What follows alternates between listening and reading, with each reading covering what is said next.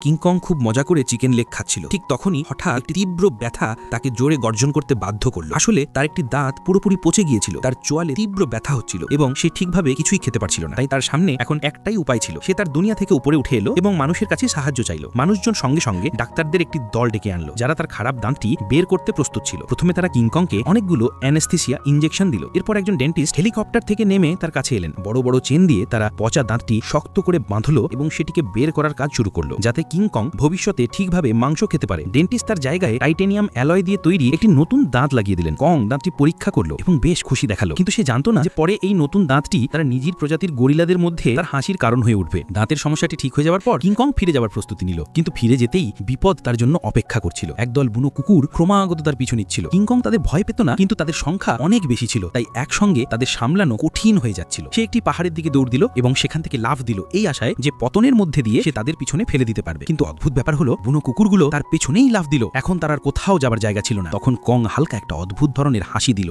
আসলে সে তাদের এখানে ইচ্ছে করেই নিয়ে এসেছিল, যাতে তাদের একটি শিক্ষা দিতে পারে। একটি কুকুর প্রথমেই তার দিকে ঝাঁপিয়ে পড়ল, কিন্তু সরাসরি পড়ে গেল একটি গভীর গর্তে, যে গর্ত কং আগেই তৈরি করে রেখেছিল। বাকিদের কিছু বোঝার আগেই কং আরেকটি ফাঁদ সক্রিয় করলো ঘন, আর তারপর বড় বড় পাথর পড়ে পুরো দলটিকে নিচে চাপা দিল। প্রায় সব কুকুরই শেষ হয়ে গেল। এখন শুধু 3টি কুকুর বেঁচে ছিল এবং তারা দূরে দাঁড়িয়ে কং এর দিকে তাকিয়েছিল। কং তাদের পুরোপুরি শেষ করতে চাইতো না, তাই সে একটি মরা কুকুরকে তুলে নিল এবং সেটিকে মাথার ওপর থেকে 2 টুকরো করে ছিঁড়ে ফেলল, শুধু দেখানোর জন্য যদি তারা এখানে থাকে তবে তাদের কি পরিণতি হবে। ভয়ে বাকি কুকুরগুলো সঙ্গে সঙ্গে পালিয়ে গেল। কং রক্ত আর নোংরায় পুরোপুরি মাখামাখি হয়ে গিয়েছিল এবং সে নিজেই নিজের প্রতি বিরক্তি অনুভব করছিল। তারপর সে একটি ঝর্ণার কাছে গেল এবং নিজের শরীর ভালোভাবে পরিষ্কার করল।